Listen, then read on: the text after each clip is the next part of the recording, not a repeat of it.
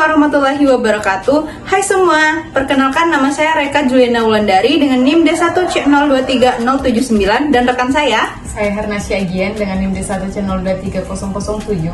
Nah, pada kesempatan kali ini kami akan membahas bagaimana ergonomi dan K3 di dunia industri.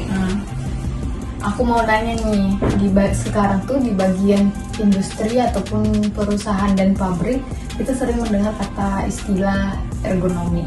Nah, ergonomi itu maksudnya apa sih? Nah, menurut saya ya, ergonomi itu adalah ilmu yang mempelajari bagaimana menyesuaikan pekerjaan, alat dan lingkungan kerja dengan kemampuan manusia. Nah, tujuannya itu supaya pekerja itu bisa bekerja dengan lebih nyaman, aman dan tidak cepat lelah. Nah, resiko cederanya itu juga bisa dikurangin gitu. Selama kamu magang kurang lebih 3 bulan di PTPN Kayu Aro, pernah nggak kamu mengamati dan mengobservasi bagian ergonomi apa aja yang ada di PTPN tersebut? Nah, ergonomi yang biasa diterapin di PTPN itu, nah biasanya contohnya itu penggunaan troli untuk memindahkan bubuk teh kan, seperti dari stasiun OTR ke ruang fermentasi itu menggunakan troli untuk pemindahan bubuknya. Nah, dengan troli pekerjaan tidak mengangkat beban yang berat secara manual. Nah, sehingga pekerja tuh menjadi lebih ringan dan resiko cederanya itu bisa dikurangin. Apa penggunaan troli itu termasuk penerapan ergonomi? Iya, termasuk karena troli itu membantu mengurangi beban fisik pekerja. Nah, kalau pekerja harus mengangkat bubuk teh secara terus-menerus kan, nah bisa menyebabkan kelelahan bahkan nyeri otot atau punggung. Dengan adanya troli, pekerjaan itu menjadi lebih efisien dan lebih aman gitu. Nah, tadi kan kita sudah membahas pengertian atau dasar-dasar dari ergonomi. Nah, saya juga mau nanya nih, bagian K3 itu apa sih? Nah, K3 itu adalah upaya untuk melindungi pekerja dari kecelakaan kerja maupun penyakit akibat kerja. Nah, jadi tujuan utama K3 itu menciptakan lingkungan kerja yang aman, sehat, dan nyaman gitu. Oke.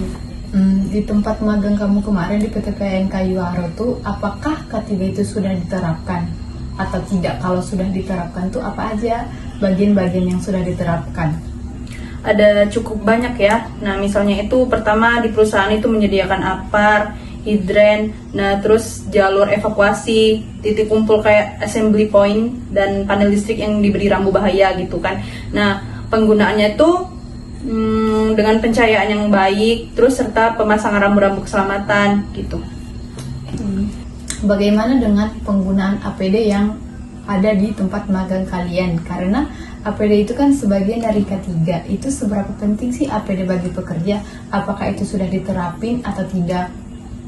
Menurut saya APD itu sangat penting. Nah, karena fungsinya itu melindungi pekerja dari bahayanya pekerjaan itu kan. Nah, contohnya helm melindungi kepala, nah masker melindungi saluran pernapasan. Nah, seperti di tempat magang saya itu APD sebagian sudah diterapkan, namun sebagian lagi tidak diterapkan karena menurut pekerja itu APD juga tidak terlalu penting gitu. Ini juga apakah ada kayak hukuman bagi pekerja yang tidak menerapkan APD tersebut? Nah, kalau hukuman itu sepertinya ada, karena kalau pekerja tidak menerapkan penggunaan APD itu langsung ditegur sama atasan gitu. Kalau menurut mereka penerapan K3 sama ergonomi itu di PTPN Kayu Aro itu udah diterapin secara bersamaan atau belum? Menurut saya ya, penerapan ergonomi sama K3 itu sudah cukup baik dari hasil observasi saya selama magang 3 bulan. Nah, terlihat bahwa perusahaan itu telah menyediakan berbagai fasilitas keselamatan dan penerapan prinsip ergonomi. Namun perusahaan itu harus tetap perlu melakukan inspeksi rutin seperti perawatan fasilitasnya dan pelatihan K3 secara berkala agar seluruh pekerja itu siap menghadapi kondisi darurat gitu. Oke, terima kasih atas ilmu-ilmu mereka. Ya.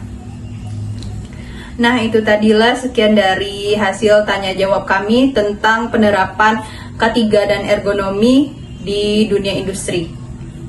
Kami akhiri, wassalamualaikum warahmatullahi wabarakatuh. Bye-bye. Siap.